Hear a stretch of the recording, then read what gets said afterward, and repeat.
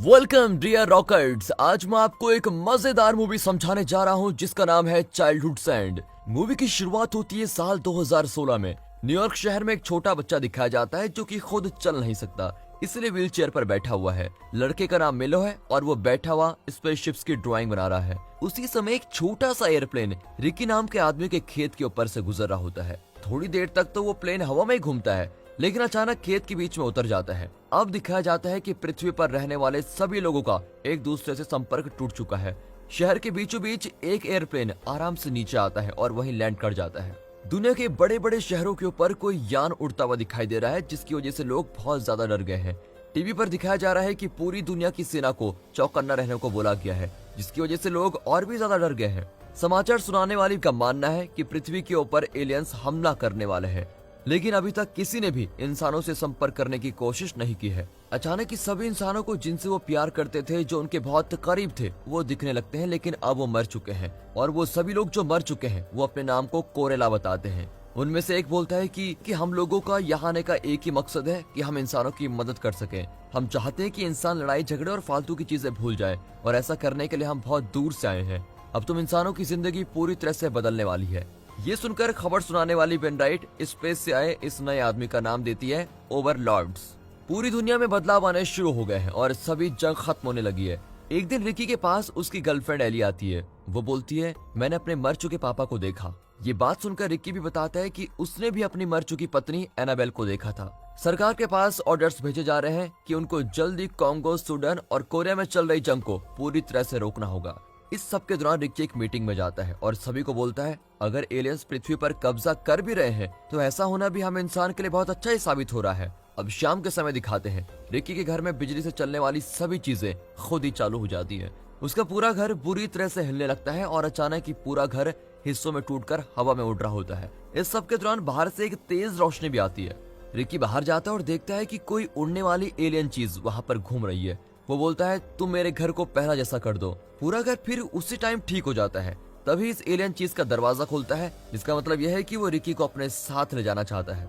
अब उस पूरी जगह पर फौज को तैनात कर दिया गया है जहाँ स्पेसशिप्स हवा में तैर रही होती है, लेकिन बहुत सारे बीमार और अपंग इंसान वहाँ आने की कोशिश कर रहे होते हैं। अब रिकी को दिखाया जाता है जो कि 4 सीजन नाम के एक होटल में है। इसी होटल में उसने और एनाबेल ने अपना हनीमून मनाया था। तभी उस स्पेसशिप के लीडर की आवाज आती है, जिसका नाम कैरलन है। वो कहता है, तुम इंसान लगभग ये पता लगाने वाले थे कि तुम लोग अपने सूर्यमंडल से आगे कैसे जा सकते हो, लेकिन इतनी दूर किसी स्टार तक जाना इंसानों के लिए नहीं बना है। एलियंस चाहते हैं कि इंसान और ओवरलॉर्ड्स मिलकर एक साथ रहना शुरू कर दें, और ऐसा करने में रिकी काफी मददगार साबित हो सकता है। कैरलन आगे बताता है, वो अपना चेहरा दिखा नहीं सकता क्योंकि इंसान अभी उसका चेहरा देखने के लिए बिल्कुल तैयार नहीं है। इसके बाद कैरलन रिकी को कोई चीज देता है। अपॉल नाम के खुफिया ऑफिसर को रिकी के गायब होने के बारे में पता चल जाता है और वो जल्दी से रिकी के घर पहुंच जाता है। वहाँ पहले मीडिया वाले आ चुके होते हैं और एली सभी को बताती है कि रिकी के साथ रात में क्या हुआ था। थोड़ी देर में एलियंस का कैप्सूल वहाँ पर आता है और सभी लोग रिकी को कैप्सूल से निकलते हुए देखते हैं। दूसरी तरफ स्पेसशिप के नीचे खड़े आम लोग फौजी की घेराबंदी को तोड़कर आगे जाने की कोशिश में लगे हुए हैं। वहीं एक औरत अपने रोते हुए बच्चे को पकड़कर खड़ी है। अपॉल को दिखाया जाता है जो कि रिकी से वो चीज मांगता है जो रिकी को उस कैरलन ने दी थी, लेकिन जैसे ही रिकी वो एलियन चीज पॉल को पकड़ाता है, वो चीज बंद हो जाती है। अब औरत की गोद में रोता हुआ बच्चा शांत हो जाता है और उसके चेहरे पर बने लाल धब्बे भी अचानक गायब हो जाते हैं। दुनिया भर के बीमार लोग अचानक से ठीक होते जाते हैं।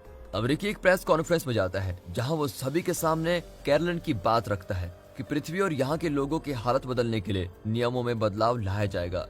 जब उससे पूछा जाता है कि एलियन शिप अंदर से कैसे दिखती है, तो इसके जवाब में रिकी मजाक करते हुए बोलता है, शिप तो अंदर से बिल्कुल 4 सीजन होटल की तरह दिखती है। एली ये बात सुन लेती है और जब रिकी घर वापस आता है, वो बोलती है, मुझे समझ आता है कि एनाबेल तुमसे मिलने आई होगी, लेकिन रिकी मैं हमेशा तुम्हारे साथ रहूंगी, तुम टेंशन मत लो। इस सब के दौरान वेनराइट को यही लग रहा होता है कि ये एलियंस का हमला ही है और वो दुनिया पर कब्जा करना चाहते हैं। उसके मुताबिक एलियंस ने एक और बार इंसानों के सामने आने से मना कर दिया है और लोगों को ये बात पसंद नहीं आएगी। हालांकि लोग एक दूसरे के दर्द को समझने में लगे हुए हैं और इस चीज को फैलने के लिए एलियंस ने सऊदी अरेबिया के तेल वाले कुओं को बंद कर दिया है। अब पता लगता है कि वेनराइट एक ग्रुप बना रहा है ताकि वो एलियंस को पृथ्वी से भगा सके। अब रिकी सभी को बता रहा होता है कि कैसे दुनिया में अब शांति आ गई है, क्योंकि 1000 लड़ाकू नाव जंग के खत्म होने की वजह से खाली हो चुकी हैं और उन नावों के जरिए उन लोगों तक खाने पीने की चीजें पहुंचाई जा सकती हैं जिन लोगों को उसकी जरूरत है। रिकी अरब के लोगों से बोलता है कि आप लोग तेल पाइप की मदद से अफ्रीका में पानी पहुंचा दो, लेकिन अरब के लोग ऐसा करने से मना कर देते हैं। इसके बाद रिकी वहां बैठे सभी लोगों के लिए पीने की चीजें मंगवाता है और तब पता लगता है कि सभी ग्लासेस तेल से भरे हुए हैं। इसीलिए अरब के लोगों को रिकी की बात माननी ही पड़ती है। अब 6 महीने गुजर चुके हैं और हिटलर की फौज दिखाई जाती है। बताया जाता है कि जब शुरू में हिटलर की फौज आई थी तब सभी लोग बहुत डरे हुए थे, लेकिन वो लोग ही दुनिया में संतुलन के साथ शांति बनाते हैं। अब मिलो की माँ को दिखाया जाता है जो अपने बेटे पर गर्व कर रही है। मिलो ने ओवरलॉर्ड्स के ऊपर एक निबंध भी लिखा है और इसकी वजह से मिलो को स्कॉलरशिप भी मिली है। आजादी पाने वाले लोगों की भीड़ बढ़ती जा रही है, लेकिन फिर भी कैरलन का मानना है कि जल्द ही दुनिया से गुस्सा करने वाले लोगों की भीड़ भी कम होती जाएगी। एक और बार वो रिकी के सामने आने से मना कर देता है। अब एक दिन मिलो देखता है कि उसकी माँ किसी आदमी से ड्रग्स वगैरह ले रही है। ड्रग्स देने वाला आदमी एक औरत की भी पिटाई कर रहा होता है। ये सब देखकर मिलो बीच में बोल पड़ता है और वो ड्रग्स वाला आदमी मिलो को गोली मार देता है। मिलो की माँ रोते हुए अपने बेटे को गले लगा रही होती है और बहुत ज्यादा रोती है। अचानक ही ऊपर से रोशनी आती है और ड्रग्स डीलर को मारकर कहीं फेंक देती है। अब वही रोशनी मिलो की तरफ आती है और जल्द ही मिलो वापस से जिंदा हो जाता है। वो वापस जिंदा होने के साथ साथ अब अपने पैरों पर भी खड़ा हो जाता है। अब वेनराइट को दिखाया जाता है जो कि टीवी पर मिलो से जुड़ी बातें बता रहा है। मैं मानता हूँ कि वो ड्रग डीलर एक अपराधी था, लेकिन उसको बिना कोर्ट में लाए ही मार दिया गया। ऐसा करना मेरे हिसाब से बहुत गलत था। उसके बाद ग्रीटा नाम की लड़की भी इस बातचीत का हिस्सा बन जाती है। उसकी माँ ने आत्महत्या कर ली क्योंकि दुनिया से भगवान और उनसे जुड़ी चीजें खत्म होती जाती है। फ्रीडम लीग के लोगों ने रिकी को बंदी बना लिया है, इसीलिए एली मदद करने के लिए पहुंच जाती है। रिकी को वेनराइट के पास लाया जाता है जो रिकी से बोलता है, तुम एलियंस का साथ देने की जगह मेरा साथ दो। ये सारी बातचीत पूरी दुनिया में सुनाई जा रही होती है और इस बारे में वेनराइट को कुछ भी नहीं पता। वेनराइट बोलता है, मैं इंसानों को दुनिया तबाह करते हुए देख सकता हूँ, लेकिन मैं ये नहीं देख सकता कि बाहर के आए एलियंस हमारी धरती को चलाए, चाहे वो दुनिया के लिए कितना भी अच्छा कर रहे हो। रिकी उसका साथ देने से मना कर देता है, जिसकी वजह से वेनराइट उसको गोली मारने का ऑर्डर देता है। अचानक ही टाइम रुक जाता है और रिकी के सामने एक दरवाजा आ जाता है, जिसके दूसरी तरफ एनाबेल उसका इंतजार कर रही होती है। अब रिकी बाहर आता है और अपने ही घर से थोड़ी दूरी पर होता है। सुबह के समय दिखाते हैं तो एली रिकी की जेब में एक छोटा सा कैमरा डाल देती है ताकि वो कैरलन का चेहरा देख सके। अब कैरलन के पास जाकर रिकी बोलता है, मैं चाहता हूँ कि तुम अपना चेहरा दुनिया को दिखाओ, क्योंकि पूरी दुनिया की सभी प्रॉब्लम्स का हल तो हो चुका है और सभी लोग समझौते के साथ रहने लगे हैं। लेकिन फिर भी वो एलियन अपना चेहरा दिखाने से मना कर देता है और बताता है, मैंने पहले ही देखा है कि इंसान मुझे देखकर कैसा महसूस करने वाले हैं। ये बात सुनते ही रिकी अपना कैमरा ग्लास के पास लेके जाता है और एक पिक्चर ले लेता है। अब घर पहुंचकर वो ये पिक्चर एली को दिखाता है। कैरलन बिल्कुल सही बोल रहा था, इंसान अभी उसको देखने के लिए तैयार नहीं है। अब रिकी अपने घुटनों पर बैठकर एली को प्रपोज करता है। अब ग्रीटा दिखाई जाती है जो कि अभी भी चर्च में आने वाले लोगों को दिलासा देती है और बोलती है कि आप लोगों को भगवान पर विश्वास रखना होगा। अभी अभी ये खबर भी आती है कि वेनराइट ने अपने ऑफिस में लटक कर जान दे दी है। अब मिलो अपने किसी दोस्त कैनी से मिलने आया हुआ है। वो बोलता है, मुझे बहुत बुरा लग रहा है कि इस सब की वजह से विज्ञान खत्म होता जा रहा है। मैं ऐसा बिल्कुल नहीं चाहता हूँ। मैं तो अपने बनाए किसी यान से एलियंस के किसी प्लेनेट पर जाना चाहता हूँ। अगला सीन 15 साल बाद का दिखाया जाता है। मिलो की पढ़ाई पूरी हो चुकी है और उसको खगोल वैज्ञानिक की नौकरी भी मिल गई है। उसकी माँ ने नशा करना छोड़ दिया है और वो पहले से जवान भी हो गई है। वैसे तो ये सभी के साथ हुआ है और माना जा रहा है कि पृथ्वी और उसके लोगों का पुनर्जन्म हुआ है। सभी लोग उस एलियन से मिलना चाहते हैं जिसकी वजह से पृथ्वी इतनी अच्छी जगह बन पाई है। कैनी ने अपनी पुरानी गाड़ी छोड़कर एक ऐसी गाड़ी ले ली है जो कि बिल्कुल एक घर की तरह होती है। हालांकि वो अब कहीं भी रह सकता है, क्योंकि अब लोगों को पता चल गया है कि जिंदा रहने के लिए उन्हें पैसे कमाने की जरूरत नहीं है। सभी लोग अपने घरों का दरवाजा खुला रखते हैं। एलियंस पृथ्वी को स्वर्ग बनाने में बिल्कुल कामयाब हो गए हैं। अब एक दिन जैक ग्रेगसन नाम के एक आदमी के घर उसका बेटा आता है। वो सभी साथ में बैठकर टीवी देख रहे होते हैं और आज वो दिन है जब कैरलन सभी इंसानों के सामने आने वाला है। 2000 से ज्यादा लोग उसको देखने के लिए उस खंबे के सामने खड़े होते हैं जहां एलियंस का शिप उतरने वाला है। ग्रीटा भी टीवी देख रही होती है। स्पेसशिप नीचे उतरता है और कैरलन को लेने के लिए कुछ छोटे छोटे बच्चे जाते हैं। लोगों के शोर शराबे के बीच में वहां पर डेविल आता है। अब साल 2035 का समय दिखा जाता है। इंसानों के लिए स्वर्ण युग आ चुका है। भेदभाव, चोरी चकारी, जंग जैसी चीजें दुनिया से पूरी तरह से खत्म हो चुकी हैं। इंसान ऐसी नई ऊर्जा का इस्तेमाल कर रहे हैं जो पर्यावरण के लिए भी खतरनाक नहीं है। साथ ही साथ सभी लोगों के लिए बहुत सारा खाना भी है। इंसान की उम्र जरूर बढ़ रही है, लेकिन उनके शरीर काफी धीरे से बूढ़े होते जाते हैं। दुनिया में लगभग कोई बीमारी नहीं है जिसकी वजह से लोग कम मर रहे हैं और पैदा ज्यादा हो रहे हैं। जो इंसान बिल्कुल पहले जैसा ही रहना चाहते हैं उनके लिए ओवरलॉर्ड्स ने न्यू एथेंस नाम की एक जगह बनाई है जहां इंसान पहले की तरह जी सकते हैं। अब मिलो को दिखाते हैं जो साउथ अफ्रीका के रॉबर्ट बोयस इंस्टीट्यूट में काम करता है, लेकिन अब विज्ञान पृथ्वी से लगभग खत्म हो गया है, इसलिए मिलो की रिसर्च को बंद कर दिया जाता है। उसके साथ काम करने वाली लड़की रिचल को इस बात का काफी बुरा लगता है, क्योंकि मिलो ने ओवरलॉर्ड्स के बारे में बहुत कुछ पता लगाने की कोशिश की थी, जैसे कि वो कहाँ से आए, वो किस भाषा में बात करते हैं, लेकिन बाकी इंसानों को इस बात की कोई फिक्र नहीं होती। अब ग्रीटा को दिखाते हैं जो अब काफी बड़ी हो चुकी है। वो भी हमेशा उस कैरोलिन यानी कि डेविल के बारे में सोचती रहती है। एक दिन कैरोलिन रिकी के पास आता है और रिकी उससे शिकायत करने लगता है कि मैं इन सभी चीजों से तंग हो चुका हूँ। तुम्हारी चीजों की वजह से मैं और मेरी पत्नी किसी बच्चे को जन्म नहीं दे पा रहे हैं। लेकिन कैरोलिन उसको पृथ्वी के भाग्य के बारे में आगे बताता है कि अब पृथ्वी के साथ क्या होने वाला है। इस सब के दौरान अचानक ही पता नहीं कहां से एक कमरा सामने आता है जिसमें कोई अजीब चीज रखी हुई है। यह अजीब चीज किसी से संपर्क करने के लिए कोई मशीन है, लेकिन समझ में नहीं आता कि इसके जरिए कैसे संपर्क किया जाए। अब जेक अपने बेटे को एक डॉक्टर जिसका नाम ग्रीटा जोन्स है उसके पास लेके जाता है। जेक के बेटे को ठीक से नींद नहीं आती और उसकी पत्नी को भी कुछ प्रॉब्लम है। कुछ समय बाद बोयस मिलो को एक कमरा दिखाता है जिसमें जानवरों के पुतले पड़े हुए हैं। बोयस नाम का ये आदमी इन सभी पुतलों को ओवरलॉर्ड्स के घर पर भेजता है। वो साथ ही बोलता है, मैं एलियंस को इस बात के लिए मनाना चाहता हूँ कि वो लोग मुझे अपने घर पर ले चले। अब जेक का बेटा टॉमी ग्रीटा को बताता है कि रात के समय चलते हुए मैं अंधेरे से भरी जगह पर पहुंच जाता हूँ जहाँ बहुत गर्मी होती है। वहाँ आग और धुआं ही धुआं होता है। उस जगह एक बहुत बड़ी आंख भी है जो उस पूरी जगह पर नजर बनाए रखे हुए है। अचानक ही टॉमी अपना सर पकड़ लेता है और चीखने लगता है। अचानक ही ग्रीटा के गले में बंधा लॉकेट बहुत टाइट हो जाता है, जैसे कि कोई उसका गला दबा रहा हो। साथ ही साथ लॉकेट में बंधा क्रॉस भी टेढ़ा हो जाता है। वहां पर बिल्कुल शांति हो गई है और टॉमी अपनी मम्मी को बोलता है, मम्मी फिक्र मत करो, सब कुछ बिल्कुल सही है। दूसरी तरफ रिकी किसी बुरी बीमारी से गुजर रहा होता है। ये वही बीमारी है जिसके बारे में कैरोलिन पृथ्वी के भविष्य के बारे में बोल रहा था। रिकी को किसी जहरीली चीज की वजह से कोई बीमारी हो रही है जो कि एलियंस के जहाज में है। ग्रीटा चर्च में जाती है और एक आदमी को टॉम के बारे में बताती है। साथ ही साथ उस आदमी को मुड़ा हुआ क्रॉस भी दिखाती है। अब मिलो दिखाया जाता है। वो बोलता है, मेरे हिसाब से ये एलियन पहले भी पृथ्वी पर आ चुके हैं और इंसानों ने इसको देखा हुआ है। ग्रीटा नर्क की कुछ तस्वीरें दिखाती है और कुछ ऐसी तस्वीरों की बात टॉम ने भी की थी। यहाँ से पता लगता है कि ओवरलॉर्ड्स नर्क के राक्षस हैं जो कि इंसानों को पूरी तरह से खत्म करने के लिए आए हुए हैं और वो पहले अच्छा काम करके इंसानों का विश्वास जीतना चाहते हैं। अब 4 महीनों बाद जैक को पता लगता है कि उनका एक बच्चा होने वाला है। उसकी पत्नी एमी अपने होने वाली बेटी का नाम पहले ही सोच लेती है और दूसरी तरफ टॉम अपने पापा को बोलता है, पापा मैं अपनी छोटी बहन का नाम जेनिफर रखना चाहता हूँ। जैक फिर ये नाम अपनी पत्नी को बताता है और उसकी पत्नी इस नाम के लिए मान जाती है क्योंकि उसके दिमाग में भी यही नाम चल रहा था। अब जैक बोलता है, हमें न्यू एंथन जाकर हमारे पुराने दिनों को याद करना चाहिए कि हम कैसे रहते थे। यहाँ डॉक्टर बोयस जैक के परिवार को किसी वजह से अपने पास बुलाना चाहता है। अब ग्रीटा को भी रिकी की बीमारी के बारे में पता लग जाता है, इसलिए वो रिकी के घर पहुंच जाती है। अब बोयस जैक को अपने पास बुलाता है ताकि वो लोग गोल्फ खेलने वाली किसी जगह के बारे में बात कर सके। अब रिसेप्शन के समय दिखाते हैं तो बोयस जैक और उसके पूरे परिवार से मिलता है। जैक मिलो से मिलता है और मिलो बताता है कि ये जगह जल्दी बंद होने वाली है, तो तुम लोगों को यहाँ क्यों बुलाया गया है। अब जैक अपनी पत्नी को बताता है कि वो अपने बेटे टॉमी को ढूंढने जा रहा है। तभी कैरोलिन बोलता है, आप सभी लोगों को कोई प्रयोग या फिर विज्ञान की जरूरत नहीं है और आप लोगों को इस बात के लिए खुश होना चाहिए।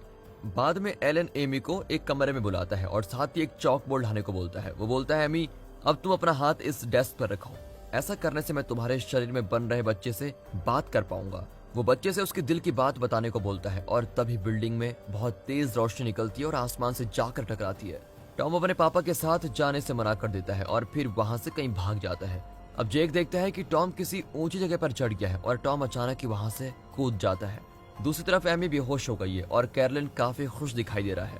वो सभी चीजें समझ गया है और अपने अगले कदमों के लिए बिल्कुल तैयार है। टॉम नीचे तो गिर गया है लेकिन जमीन से नहीं टकराया है, वो तो हवा में उड़ रहा है। अब रोशनी को देखकर मिलो समझ जाता है कि ये किसी खास तरह के अक्षर हैं और हर एक अक्षर किसी तारामंडल से जुड़ा हुआ है, जिसका मतलब है कि उसने ओवरलॉर्ड्स के घर का पता लगा लिया है। तभी रिचल मिलो को किस करती है। अब एलियन रिकी के लिए दवाई लेके आता है और साथ ही एली से माफी भी मांगता है, लेकिन अचानक ही वहाँ ग्रीटा आ जाती है और बोलती है ये एलियन सभी लोगों से झूठ बोल रहा है। तभी कैरोलिन मान जाता है कि रिकी और एली का बच्चा उसी की वजह से नहीं हो रहा है। एली एक बंदूक उठाकर कैरोलिन के ऊपर हमला करने वाली होती है। अब कैरोलिन बोलता है कि जल्द ही वो दिन आने वाला है जिस दिन वो सभी लोग बहुत दुखी होने वाले हैं जिनके पास छोटे बच्चे हैं।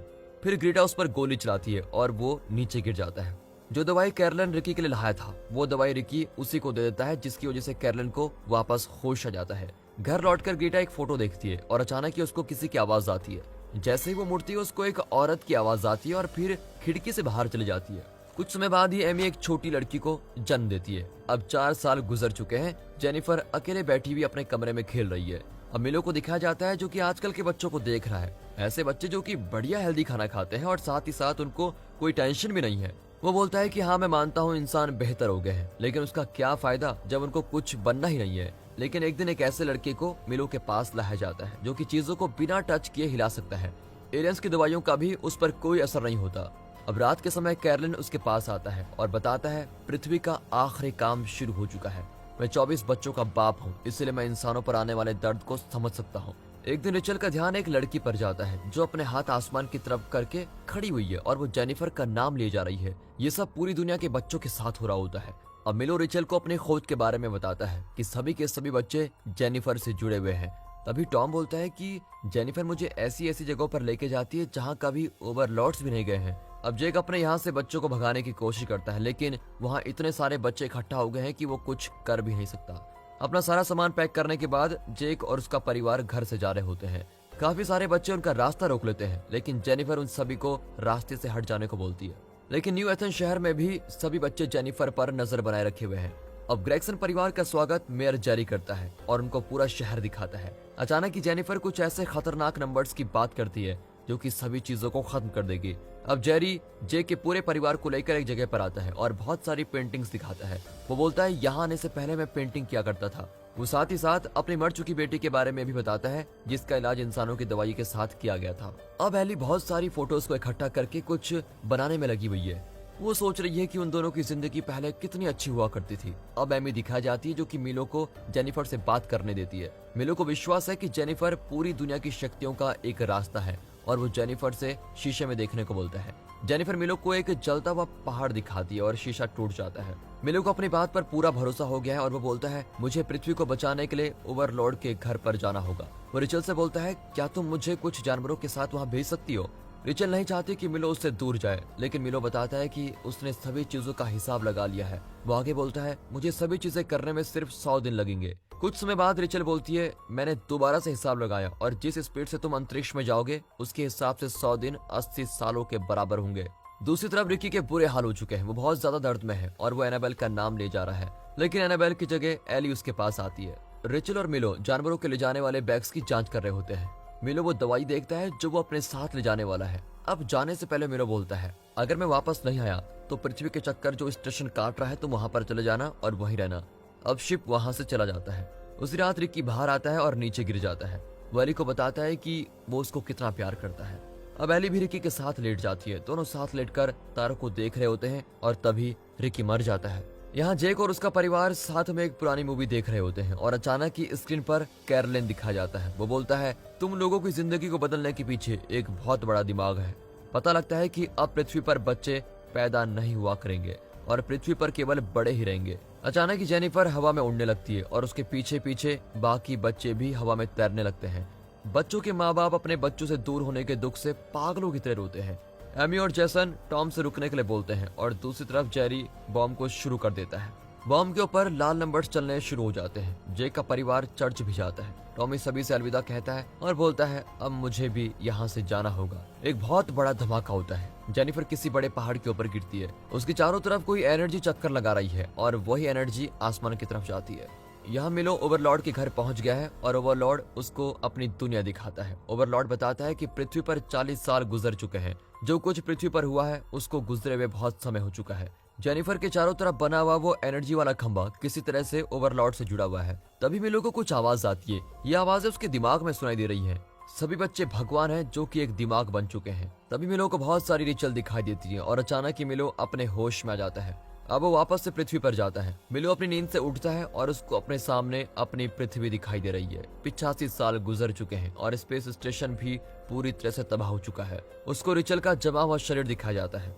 मिलो लॉकेट को निकालता है और तभी रिचल बहुत सारे हिस्सों में टूट जाती है। अब मिलो को महसूस होता है कि वही इकलौता ऐसा इंसान है जो जिंदा बचा हुआ है। अब मिलो को पृथ्वी पर जाने को बोला जाता है, इसलिए वो तबाह हो चुके उस शहर के बीच एक सोफे पर बैठ जाता है। वो गार्डियन से बोलता है तुम हमारे घर के बारे में मत भूलना। जेनिफर पहाड़ पर खड़ी हुई है और अचानक ही सारी जगह से एनर्जी खींच लेती है। मिलो कैरलन को बोलता है तुम कम से कम पृथ्वी की कुछ खास चीजों को तो बचा कर रख लो। तभी पृथ्वी फट जाती है और ओवरलॉर्ड वहां से चला जाता है और वहां से आने जाने वाले लोगों के सुनने के लिए एक ट्यून छोड़ जाता है। दोस्तों यहाँ पर यह खत्म होता है। अब आप कह रहे होंगे कि ये क्या था, तो ये सच में इतना ही डिफिकल्ट था। इसको एक अलग ही लेवल की थिंकिंग में बनाया हुआ है। बाकी आपको क्या लगता है कमेंट करके जरूर बताइएगा। बाकी मिलते हैं अगली वीडियो में, तब तक के लिए गुड बाय, अपना ख्याल रखिएगा and finally thanks for watching.